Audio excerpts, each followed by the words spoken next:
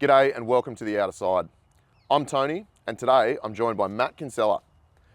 Matt is the owner of Kinselas Kustoms.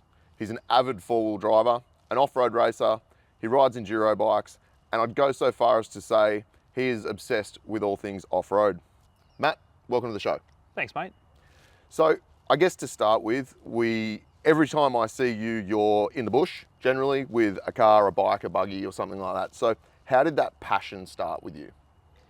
So from a very young age, I went camping with my family, and so I've always been around full driving and camping and stuff. And then very early on, you know, like everyone had a push bike, so we would take that camping. Yep. And then while whatever was going on around the campsite, I was off making tracks or, you know, building a little fort or whatever. And that obviously has just progressed from there into like getting a motorbike when I was a bit older. And then we went motorbike riding. And then we would go and, you know, my old man helped build the trails for Willow Glen Challenge at the Land Cruiser Club property. Yeah, so right. I'd take my push bike there and, you know, I was involved in all that. And it's just sort of progressed from there. And, you know, as I bought more things, it was always just steered towards that. And it's just gotten a bit more out of hand. The toys get bigger and more expensive, That's right? Yep. Yeah, that's pretty cool, hey. So Yeah. did you grow up in New South Wales? Yep, so I grew up in Silverdale, which Yep. is near Warragamba Dam there. Yeah, Yep. nice. Yep. So your family trips camping, was it mostly New South Wales or did you go further afield? No, we never really did many big trips because, I mean, like a lot of people, you know, Dad was working 2 jobs. Yeah. Yeah, so we only did like little weekenders here and there or whatever, and we did actually a high country trip, but I don't even know if we crossed the border, to be honest. Yeah, right. And I mean, that's so cool though, and it's so common, I find, when I talk to people who are into the outdoors industry, they're into four-wheel drives, invariably they started young. Yeah, I 100%.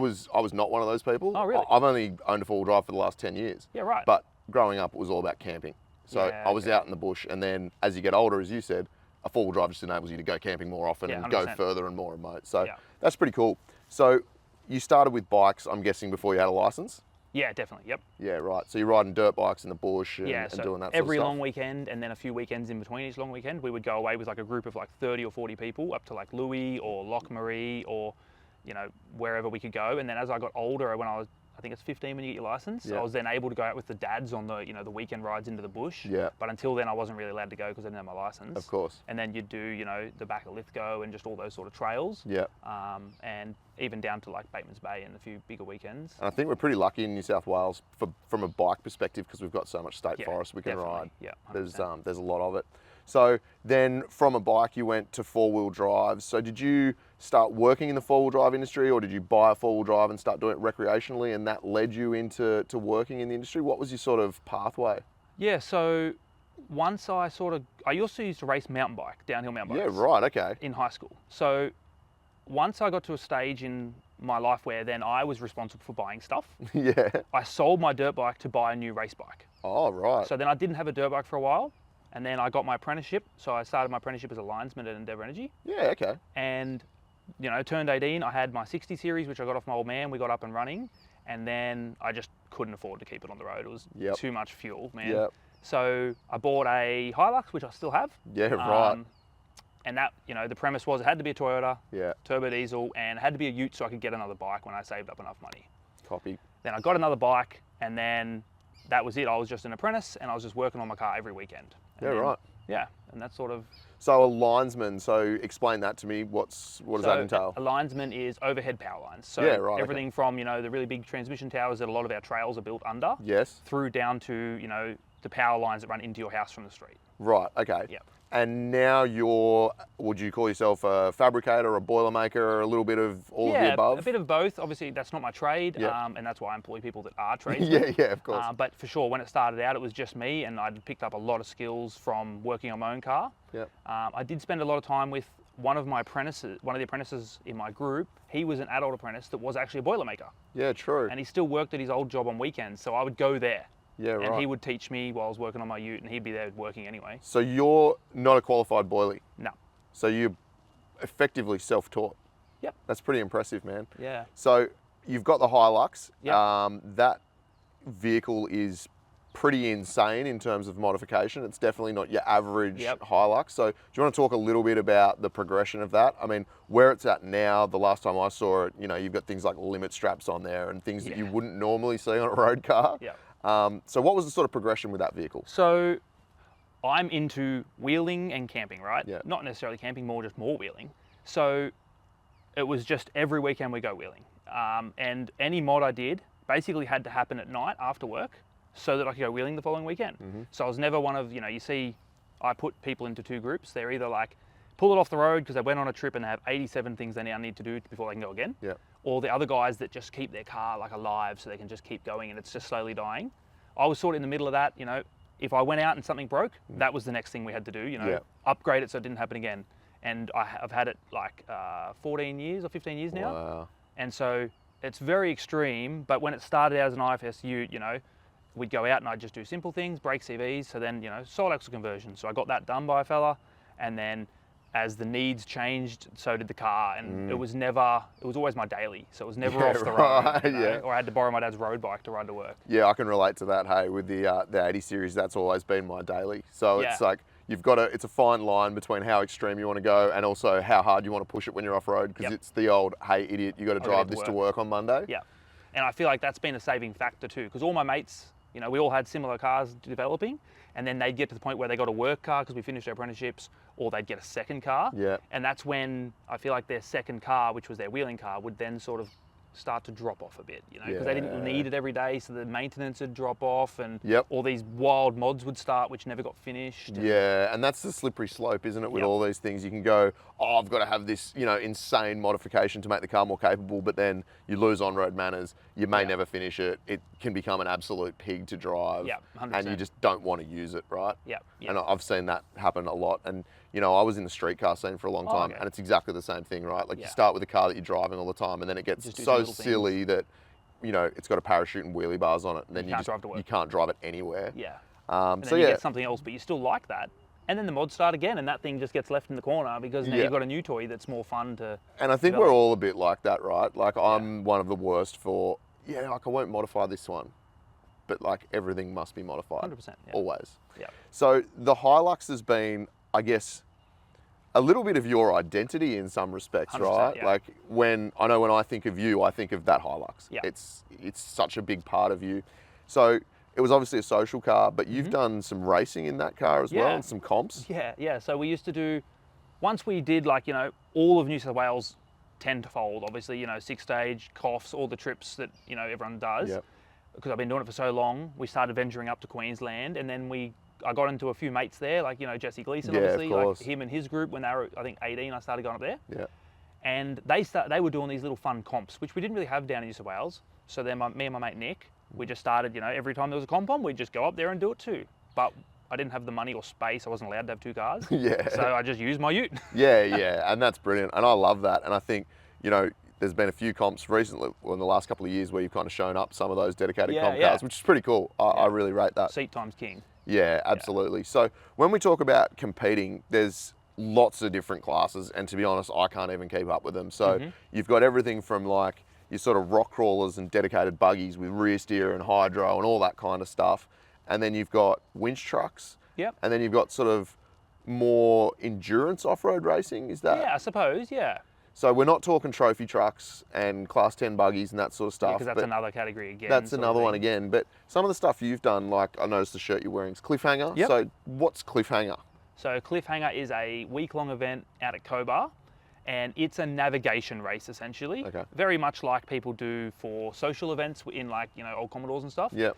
But it's orientated towards, full driving and racing. So you'll start the stage and it might be simply a short course where it's, racing and it's just best time wins. Yep. Or it could be, you're my navvy, they'll hand you 200 coordinates and we've got 5 hours to just punch them into a GPS and go to them. And there's no trails, we're just in the bush. And we just got to read a map and just find the best way to sort of navigate all the contours of the map from point A to B to C and get to the end quickest. Yeah. So are you pre-running those tracks before you do it? It's just blind.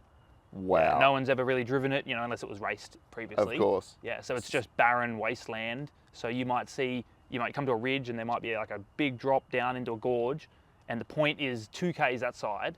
So you can choose to just start venturing down and see what's at the bottom, or you could just run along the ridge. And the cool thing is, because everyone's on stage together, you can see guys all the way over there and it puts a bit of doubt in your mind, like, oh, maybe we're going the wrong way.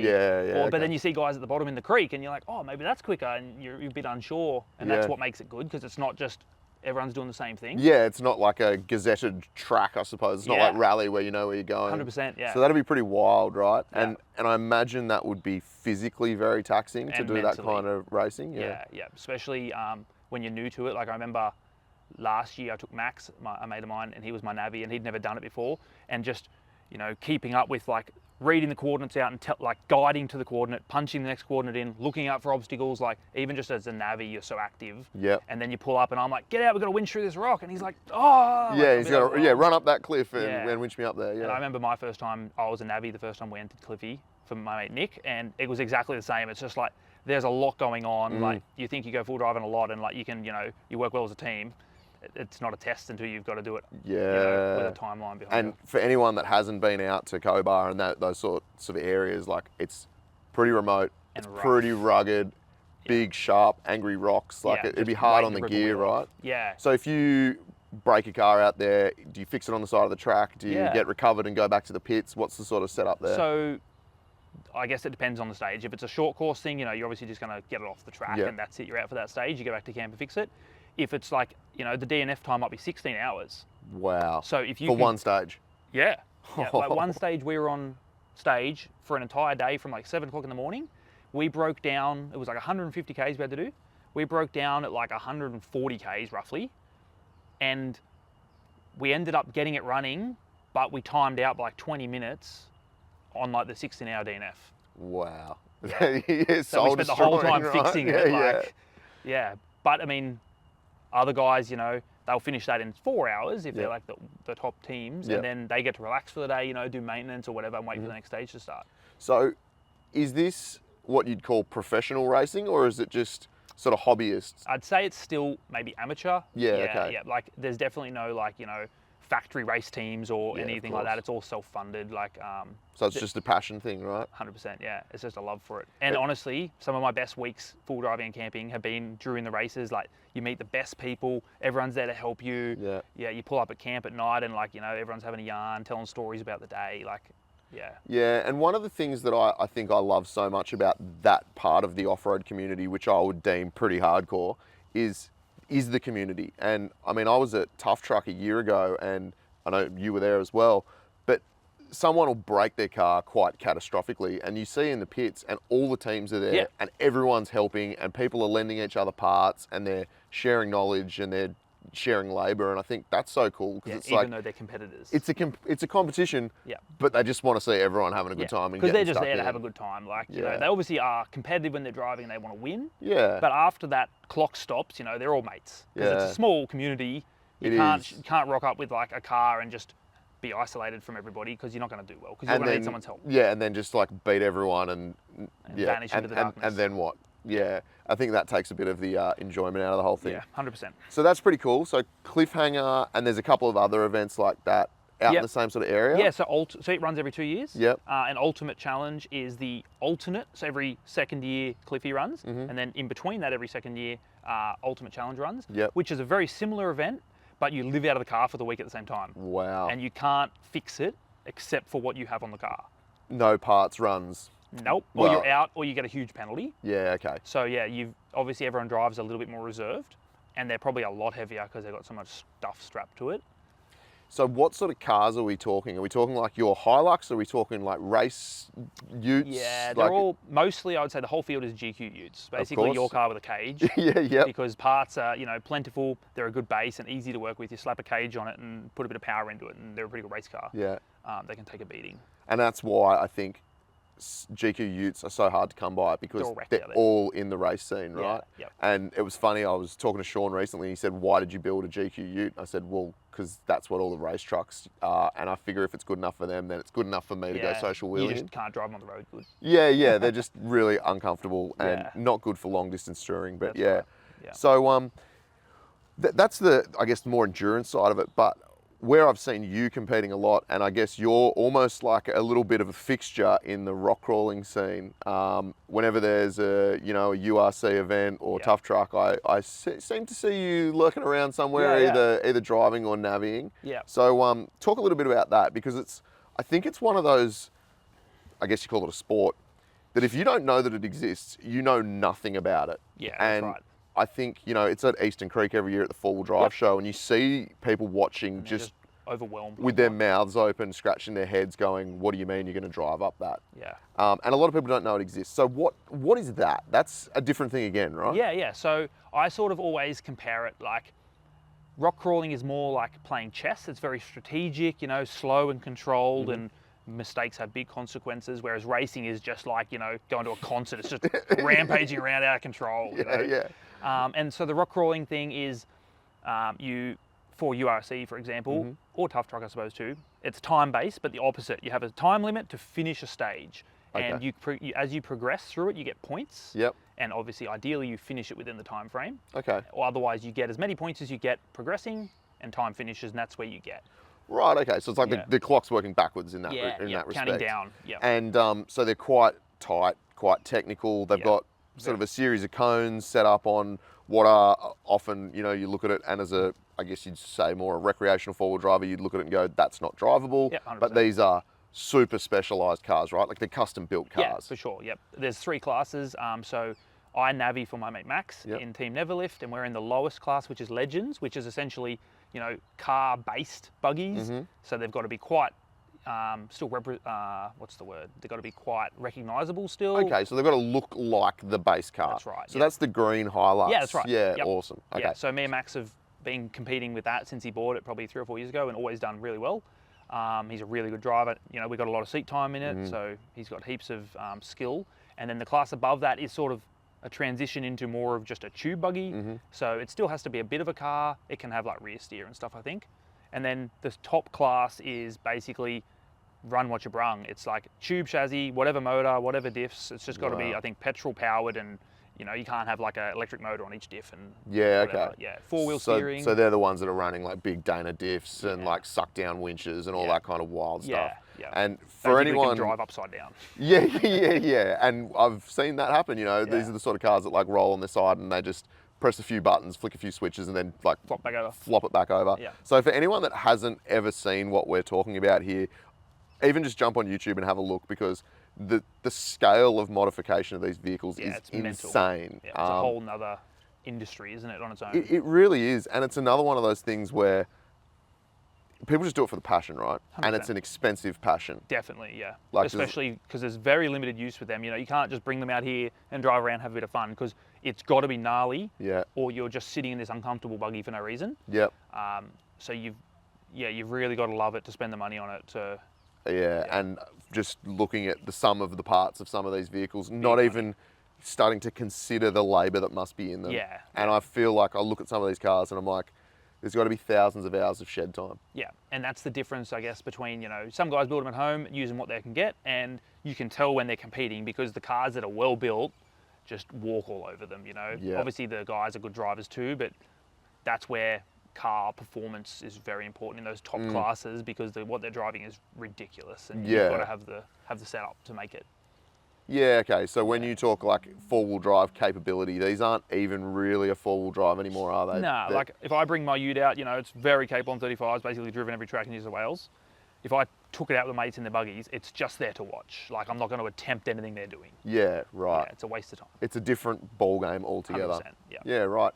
So do you see, I mean, obviously it's quite niche at the moment, and I say it's niche, but then you look at an event like Tough Truck, it's really big. Like there's thousands of people there, right? Yeah. And last year was the first year I've actually been to that event, and I was blown away by the scale of it. And that was one of the smaller years too, because it's been off for a few years. So I feel like that, you know, excitement wasn't as big as it used to be. Yeah, right. Yeah. So I guess, do you ever see that sport growing and becoming like much more widely known, or do you think it'll always remain quite niche?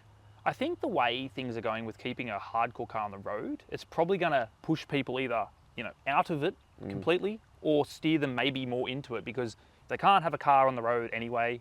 Why have a standard GQ off the road? And where are you going to use that unregistered? You might as well have something that's extreme, yeah. And then we just said, like, you know, you can't leave anything stock. So if you then don't have rego to worry about, well, the then sky's the limit. Yeah, and I mean, absolutely, if the ute wasn't registered, then I'd put a full cage in it tomorrow, 100%. you know, it's that simple. Yeah. And I guess there's a little bit of a similarity to the street car scene. And as I said, you know, I grew up with street cars, and to be honest, it got to the point where you couldn't really drive a heavily modified street car without getting unwanted attention from the police. And I know for me, I moved into four-wheel drives. A lot of my mates that stayed in the, I guess you'd call street car scene, they've still got them, but they don't drive them on the street. Cars. They're track cars now. They've Yep. got dedicated drift cars, or they've got drag cars, or even power cruise cars now, where they're literally just built to go and fang around a track once a year. Like roll racing and all that. Yeah, and I think, that scene has exploded. Like, roll racing is massive. If you go to Eastern Creek on a Friday night and go to roll racing, it's a big deal. And I think four-wheel driving may end up going that way as well. Yeah. And particularly when we consider, I hate to talk about it because it's, I feel like we're sort of flogging a dead horse, but tracks are getting closed all the time. We're losing access to public land. It's that simple. It's a reality. In the 10 years that I've been wheeling, I could list 10 places that I've driven that you just can't. They're all gated. And I think private land and competition stuff may end up really growing off the back of that. Yeah. It seems New South Wales might be a bit more of a struggle with that, in the sense that, there's all these new events popping up in different states. And then when I talk to like organisers from events we do in Queensland, they're like, oh, why don't you guys come back more often or something? I'm like, if you did something closer to home, I didn't have to drive 12 hours, I probably would. Yeah. They're like, getting permits for New South Wales is just too hard. Or finding somewhere I can race the event in Sydney is too hard, We don't have all the parks like they do. No, and I guess because we're comparatively a smaller state than somewhere like Queensland, there's just less land available, right? Yeah, or you've got to go all the way out to Cobar, and then, getting people to take all the time off to drive, 12, 14 hours. Yeah, or especially, if you're towing, right? It's a full day's drive. And those properties are so barren, like it's another 2 hours into the property, and it ends up, making the event not really that affordable for a quick weekend. Whereas when we used to go up and do Rocket, which is no longer run, I think for the similar reason, it was, I think, like $80 to compete, and whatever the park entries were. So like, I was an apprentice, or maybe I was just turned tradesman, for a couple of tanks of fuel up and back, call it $150 for camping and competing. Yeah. And then like that's a mad weekend, and then you drive back down, it costs you $300 or $400. Pretty cheap, really. Yeah. Yeah, that's cool, hey. Yeah. So you've obviously done a lot of racing. You continue to do that. Is that something that you still enjoy? I'm not racing this year because I'm building a new car. Okay. So I'm spending all my racing money and time doing that instead. Yep. But I'll definitely be back. Yeah, and it's something you think you'll just keep doing? 100%, yeah. Unless there's something better that comes along. Like, this is, the most fun way of doing it, I think, at least at the moment, I've been getting back into a bit of social wheeling now. I can take my daughter and stuff, which is That's mad. cool. Yeah. But I think racing is like a bit next level fun. Yeah. No, but you've got to be understand that. competitive, I think. Yeah. Heaps of my mates, I feel like, I try to talk them into coming, and then if they don't have that like competitive edge, or maybe they're a bit too competitive and have that ego thing of they don't want to show up and lose. Unless they've got the best car. And Exactly. Yeah. Whereas like, I'll run anything in any class. I don't care if it's going to come last. Like, I just want to be there. And you still want to compete and you want to have 100%. fun, but if you don't win, it doesn't matter. Yeah, if we're already entered for Cliffy next year, and it's the last year, so if anyone's thinking about doing it, they definitely should sign up. Yeah, so that event's finishing, right? It's getting wrapped up. Yep, so the boys that run it, I think, it's time for them to start relaxing a bit because they put a lot of hours into it, and I don't think they want to I haven't spoken to them obviously, but I feel like they probably don't want to palm it off to someone else and then maybe lose the prestige that name has. Yeah, because it's got such a good reputation, right? Yeah, it's always been a good event. And so we're entered, and we don't even have a car because I've got the Can-Am for sale, and Nick's 40's off the road at the moment, which is the two cars we would enter in. But even if we just have to buy an old shit GQ and put a cage in it and just enter in the bottom class, we'll do that. That'll still be fun. Absolutely. Yeah. Okay, so your Hilux that, as I said, you're very well known for. Yep. That vehicle is being parted out currently? Unfortunately, that's right. Yep. That's a little bit sad. Yeah, very sad. First car, well, second car, but essentially first car. I've had it for so long. Built the brand up. It's probably not that well known anymore because it's been around a while. But when it was first finished, very popular. It's been in a few magazines. It's been everywhere. Yeah, that's been on the cover of four-wheel drive magazines. I remember seeing it years ago, maybe on a four-wheel drive Action or probably. something like that. I think it was a bit shinier back then. Definitely. Yeah, a few less war wounds. Yep. So when we talk about parting out a car, we mean basically not selling the vehicle whole. We're literally taking parts off and selling the parts. Yep. So a lot of the time that happens because a vehicle's so, I guess, specifically modified and there's so much money in it that people aren't willing to pay what it's worth, right? 100%, yep. So you sell the parts off, recoup as much money as you can. So what prompted you to part that car out? So basically I worked out, I wrote a quick list on my phone of the key parts in the vehicle. Obviously you're not going to include things like seats, whatever. the key parts, and I went bang, bang, bang, came up with a number. So I put it up for sale for a few weeks with a little bit more than that. And you know, I had one guy ring me who seemed kind of serious, but then he couldn't get the money. And then that was sort of my deadline. I wasn't going to negotiate, because anything less than that, I could part it out. And because I'm building a new car that still has very similar base, I'll keep a bunch of that. So my theory was, you know, if the number was, say for easy numbers, 100, I wanted 150 for the car, because otherwise I could sell everything for 100, and then I'd have to spend $50,000 buying all that stuff again. yeah, copy. So I'll part it out, keep what I want, Yep. save buying them again, and put it in the new car. Maybe keep a quarter panel or something for the wall of the shed. Yeah, yeah, for sure. A little bit of a memory. Yeah. So you're building a new car. Yep. I would go so far as to say it's probably going to be one of the most unique four-wheel drives in the country in terms of the sum of the parts. So do you want to talk a little bit about what you're doing? Because I don't want to say that it's weird, but it's, I mean that in a good way, but it's unusual. Yeah, it definitely is, yeah. So obviously I build a lot of stuff at work. So I've seen, you know, all these wacky ideas. People have sent me emails like, oh, I'm thinking about it on this, I'm thinking about it on that. So I've seen a lot of drunken requests come through. Yeah, late on a Saturday night. Yeah. But I've kept a lot of those ideas people have had, you know, and I've seen some wild things at work, obviously. And so building this car, I thought, well, like now's my chance to, you know, put it all into one and come up with my own wild idea. So the base is a Range Rover Classic chassis, which is probably the weird bit. That's the weird bit, yeah. Yeah. The reason for that is it's got 4-ton towing. So, you know, like I've got a camper trailer and a car trailer for this. Yep. I didn't want to build something that is then, you know, like my current ute is 1,800 kilo towing or something. Like, it's not very practical long term. And obviously with everyone getting more crackdowns and everything, I wanted to keep it right. So 4-ton towing, awesome. And then also the chassis is ultra narrow, so the rear suspension's pretty off over the top. But having the narrow chassis means I can have everything real wide, just like it is in the front, and it'll be super planted. Yeah, right. Yeah. So, going to keep it pretty low? Yep, super low. Yep. Wide, just capable, lots of articulation, all that sort of stuff. So, knowing you and knowing some of the work that you do in terms of pretty crazy suspension setups, I'd say, you're going to go wild with this thing? Yeah, yep. So it'll be 4-link rear, radius on front, which is, you know, very common for like a lot of cars these days. But it'll be coilover and bypass shocks, which is something you'd find in like a trophy truck. Yeah, yep. Basically, same thing for me to put a really good coilover in and try and get it right. For a little bit more money, I can go dual shock and we'll get it bang on first go. Wow. Yeah. So it's a Range Rover Classic chassis, and at the moment it is a chassis. Or have you got a cab on it? Yeah, it's got a cab on it now. Okay, and what cab are you running? So I've got a 60 series cab. Very good. Yep. So I grew up with 60s. It was my first car. Unfortunately, I don't have that anymore, obviously. So I've got one to put on it. Yep. And then cruiser diffs. Obviously, got to keep it Toyota. Yeah. To go with the Range Rover. yeah.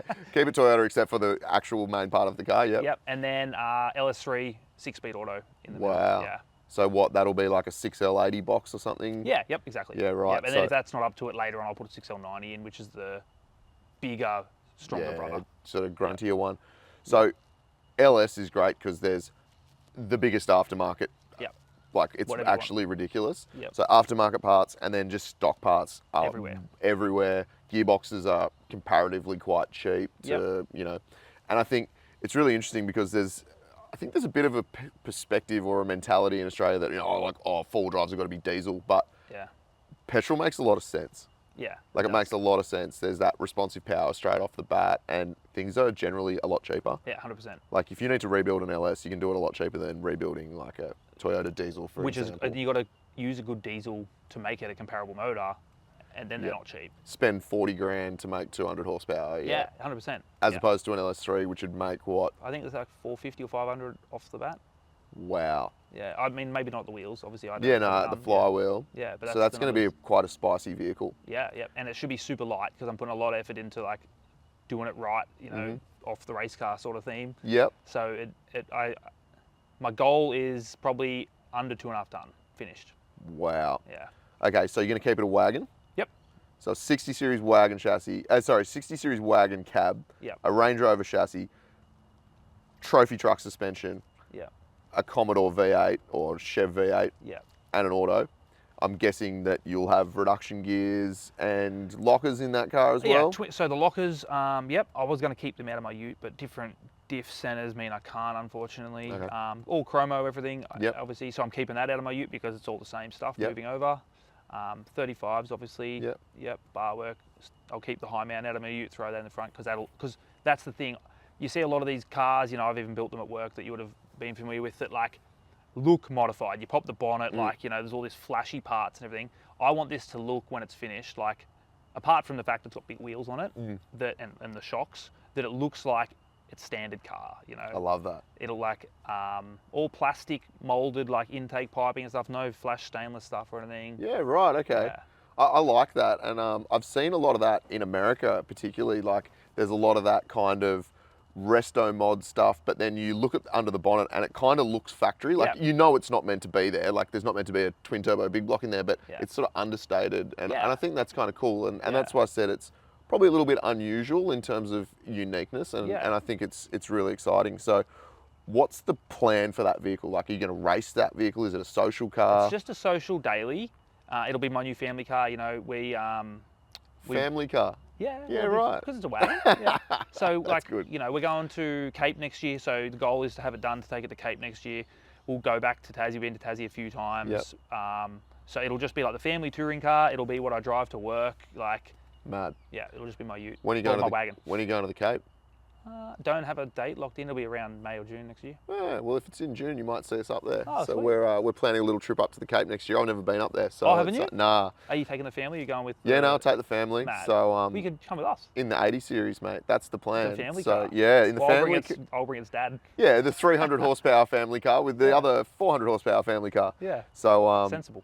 yeah, I've got a very young daughter. She's about 8 weeks old at the moment, but she'll be 1 or give or take by then, Mad. and that'll be the first big trip we do with Yeah. us. So Well, yeah. My young bloke will be 1 in a couple of months. yep. And he'll be coming, obviously, and then she'll be, my daughter Elodie will be 3. Amazing. And Yeah. this is what I love about this community is so many people that are involved in it and are passionate about it.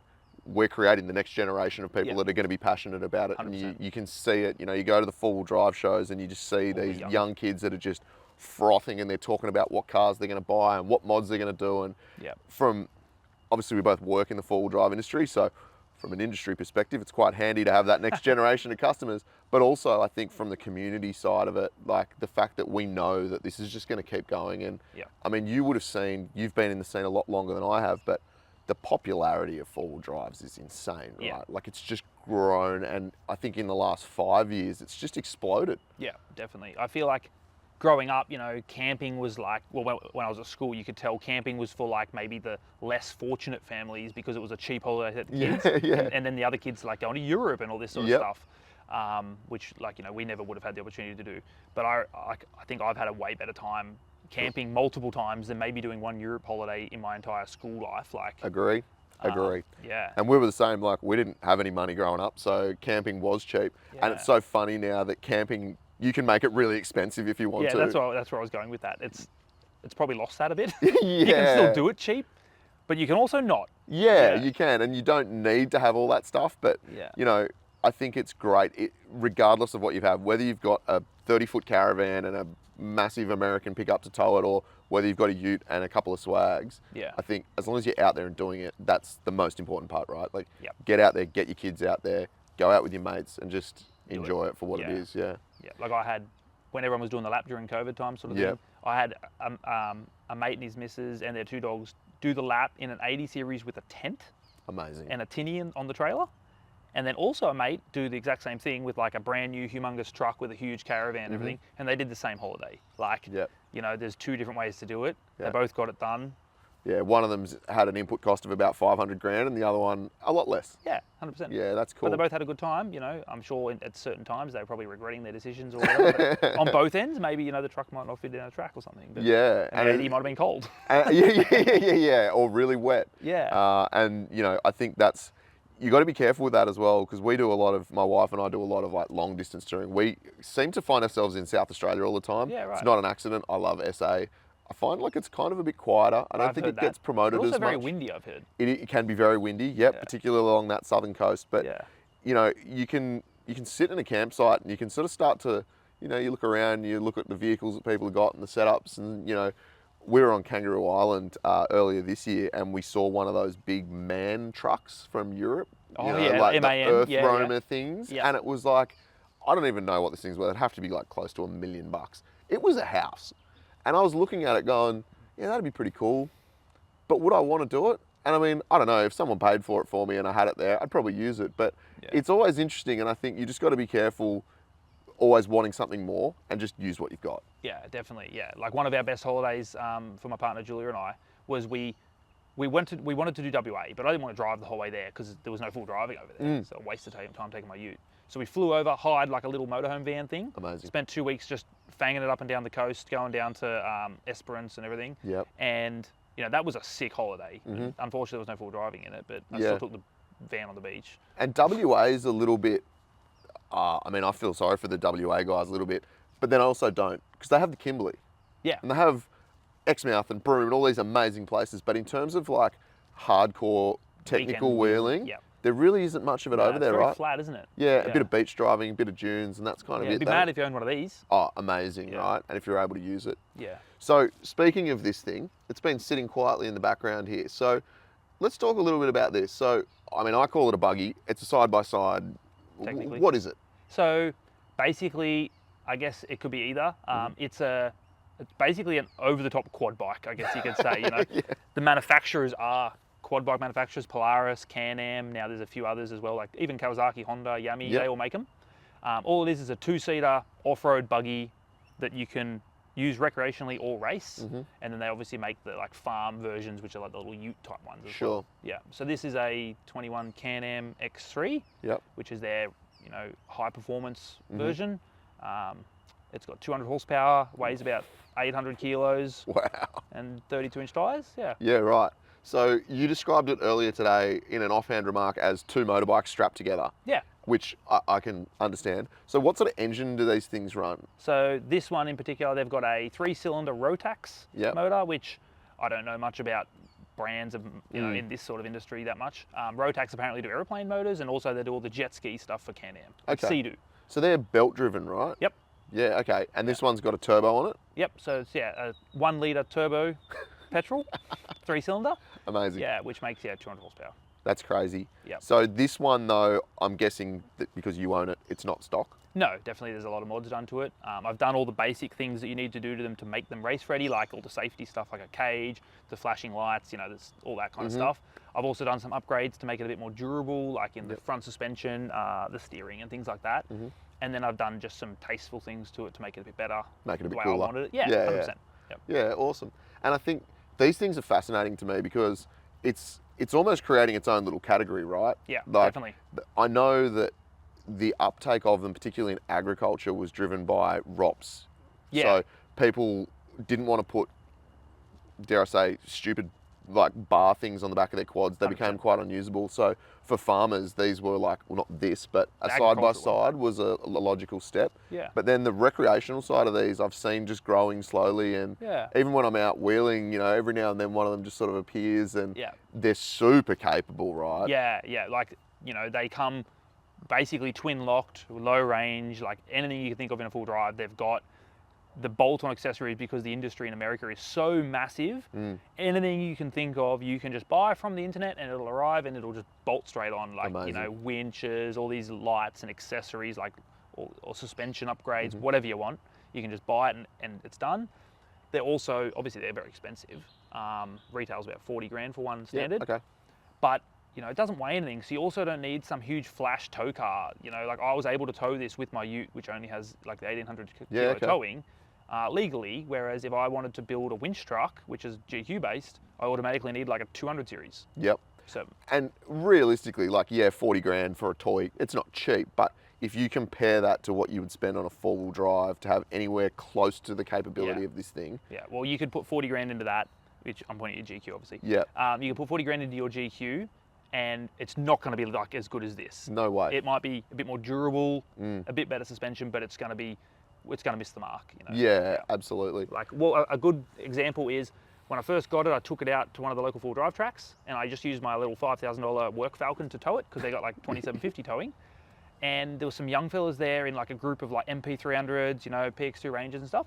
And they're like, mate, wow, this is crazy. Like, how much money is this? Wow, there's no way I could afford that. And I said, mate, the trailer and my tow car is less than the car you're driving standard. Yes. And then you've modified it. Like, you definitely could have afforded it. Yeah, yeah. But you've chose to buy a really expensive new ute, then drop 20 grand into a Stano snorkel and a bash plate. Yep.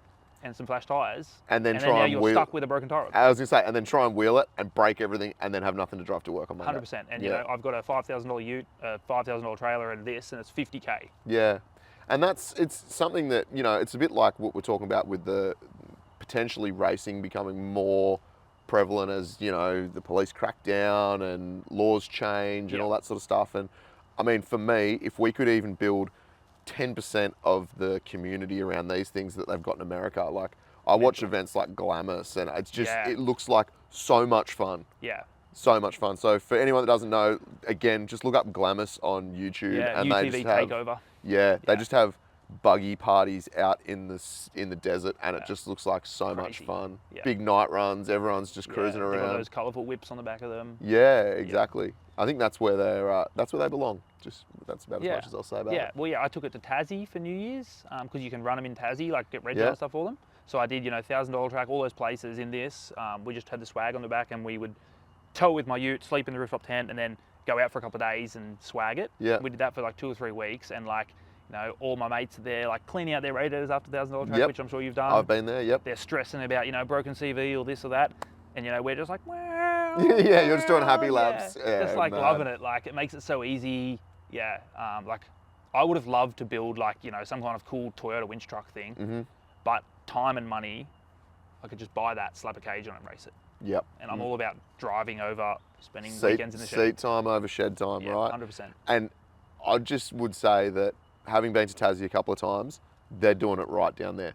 Like, you can drive these things on the street. To the pub. On conditional rego. And I was in the pub in, I can't remember exactly where it was.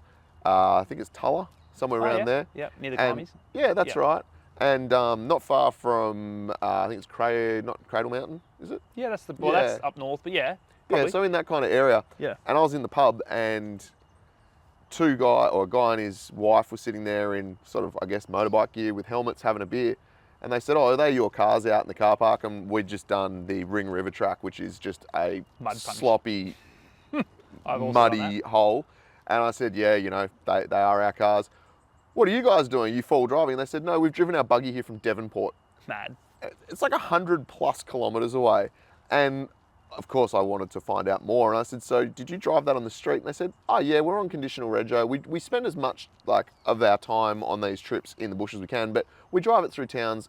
The cops leave us alone as long as we don't rev them. Yeah, if you're just cruising through being sensible. Amazing. And it's so good. And I find, like, of course, anywhere you're going to get people that do the wrong thing, but I feel like in Tassie, they have a little bit more leeway, but they're respectful of it and they appreciate what they've got. They don't take the piss. Yeah, and I know from driving a lot of the big tracks or the well-known tracks in Tassie, there's no rubbish. Oh, definitely not. Like none. Yeah, it's like the people who go there are like, you know, us. Like I've been there 3 times as well, and we put the effort in to go there, but we're respectful. That's, you know, the guys who are just in the local bush dumping rubbish and doing doughies, they're not going to go to the effort of driving all the way to Tassie. Yeah, and it's expensive, right? Yeah, Putting your car on a boat and all that sort of stuff. Yeah, and then the local guys, you know, they must just be brought up differently or something, because it's obviously they're not wrecking it. No. And we're not going to drive 1,000 Ks to wreck it. Yeah, there's like no dumped cars, there's no rubbish, there's no full drive parts, generally speaking. It's just pretty clean, and it's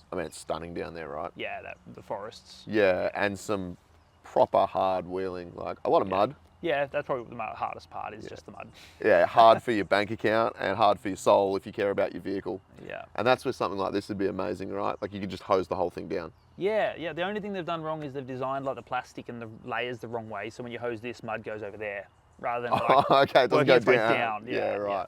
Yeah. Whereas like a dirt bike, you gurney the top off and then the bottom, and you know, gravity helps. But... Okay, so you're going to sell the Can-Am, you said? Yep. So are you going to replace it with another kind of buggy or another dedicated race car? Nah, not at the moment, because like I said, I want to, you know, spend the money on the new Focus. car. But, you know, in a few years' time, for sure, I'll probably get another one, because I don't imagine I'm going to want the same thing. I won't want to build something because it takes too long. For the same reasons, right? Yeah.